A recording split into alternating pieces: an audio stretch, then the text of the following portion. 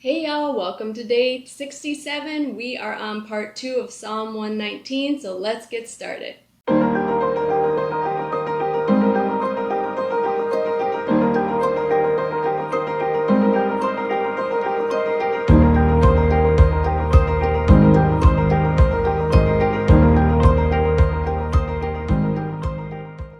Alright, today we are reading verses 49 through 96. Again, I'm reading from the ESV.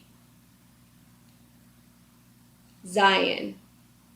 Remember your word to your servant, in which you have made me hope. This is my comfort in my affliction, that your promise gives me life.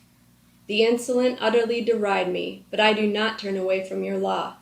When I think of your rules from of old, I take comfort, O Lord. Hot indignation seizes me because of the wicked who forsake your law. Your statutes have been my songs in the house of my sojourning. I remember your name in the night, O Lord, and keep your law. This blessing has fallen to me, that I have kept your precepts. Het. The Lord is my portion. I promise to keep your words. I entreat your favor with all my heart. Be gracious to me according to your promise. When I think on my ways, I turn my feet to your testimonies. I hasten and do not delay to keep your commandments. Though the cords of the wicked ensnare me, I do not forget your law. At midnight I rise to praise you because of your righteous rules. I am a companion of all who fear you, of those who keep your precepts. The earth, O Lord, is full of your steadfast love. Teach me your statutes. Tet. You have dealt well with your servant, O Lord, according to your word. Teach me good judgment and knowledge, for I believe in your commandments. Before I was afflicted, I went astray, but now I keep your word. You are good and do good. Teach me your statutes. The insolent smear me with lies, but with my whole heart I keep your precepts. Their heart is unfeeling like fat, but I delight in your law. It is good for me that I was afflicted, that I might learn your statutes. The law of your mouth is better to me than thousands of gold and silver pieces. Yud. Your hands have made and fashioned me. Give me understanding that I may learn your commandments. Those who fear you shall see me and rejoice, because I have hoped in your word. I know, O Lord, that your rules are righteous, and that in faithfulness you have afflicted me. Let your steadfast love comfort me according to your promise to your servant. Let your mercy come to me that I may live, for your law is my delight. Let the insolent be put to shame because they have wronged me with falsehood. As for me, I will meditate on your precepts. Let those who fear you turn to me, that they may know your testimonies. May my heart be blameless in your statutes, that I may not be put to shame. Kaf. My soul longs for your salvation. I hope in your word. My eyes long for your promise. I ask, when will you comfort me? For I have become like a wineskin in the smoke, yet I have not forgotten your statutes. How long must your servant endure? When will you judge those who persecute me? The insolent have dug pitfalls for me. They do not live according to your law. All your commandments are sure. They persecute me with falsehood. Help me. They have almost made an end of me on earth, but I have not forsaken your precepts. In your steadfast love, give me life, that I may keep the testimonies of your mouth. Lamed.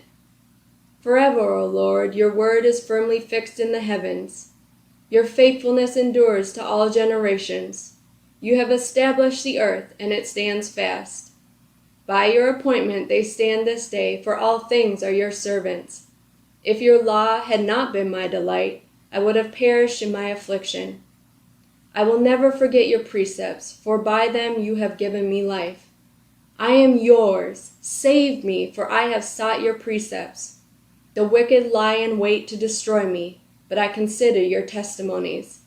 I have seen a limit to all perfection, but your commandment is exceedingly broad. All right, and again, today I'm going to go by letter, section by section, and break it down a little bit.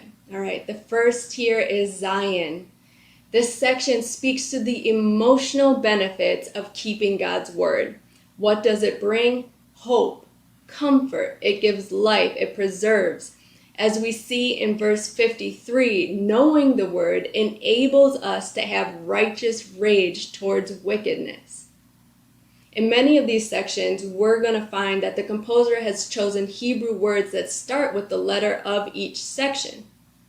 Here, verse 3 begins with Zacher, which means remember. So it is in the action of the person remembering God's word that results in the benefits. So we get this other perspective, that remembrance of the word is preservation. It is help. The next section here, the next letter, Het. This section speaks to the composer's commitment to God's word. It is important to note that he isn't just looking to the word here. He seeks God's face as well, as it says in verse 58. Entreated here means to ask earnestly for something. In verse 60, it shows us that we need to be proactive about being obedient, that we don't just wait for a situation to come in which we can prove our obedience, but that we seek to live obedient lives. Tet. Here, to me, the author is showing the relationship between keeping God's word and enduring trials and sufferings. Not only do God's instructions keep him when the insolent smear him with lies, as it says in verse 69, but his trials and sufferings also brought him to a place of learning and keeping God's instructions and the word, as we see in verses 67 and 71. Verse 66 tells us that there's a relationship between judgment and knowledge, that they cannot exist without each other. And then the word the composer uses in this section to represent the letter Tet is a tov, which means good. So we see that God's goodness is also highlighted in this section. Moving forward to Yud, we see God's love, faithfulness, and compassion in this section. We also see the desire of the composer to be a reflection of God's word. It's important for us to see here that he is not desiring this based on his personal attributes, okay? He wants to be seen for his, one, hope in God's word, as it says in verse 74. But he also wants to be known for having a full understanding of God's word as his testimony, and that he possesses the wisdom and knowledge that people will come to him to seek. We also see the word shame used here in two different ways, that his meditation on and commitment to God's word will both shame those who come against him, but it will also prevent shame from coming upon himself. The next section, Kaf, is a lament. We see that the composer is in a situation in which he is being persecuted. He is desperately looking for God to rescue him. Here I see him putting hope in the word, but also anticipating, calling on God to fulfill his promises which come from his word. Then finally, in the last section for today, Lamed, we have a continuation of the lament, but this time it focuses on God's faithfulness and the permanency of God's word. Verses 91 and 93 show the sustaining power of God's law and instructions, that they preserve and give all things direction in accordance with God's will. Then this section ends on an amazing note. It says, I have seen a limit to all perfection, but your commandment is exceedingly broad. What a statement. That God's mitzvah is boundless.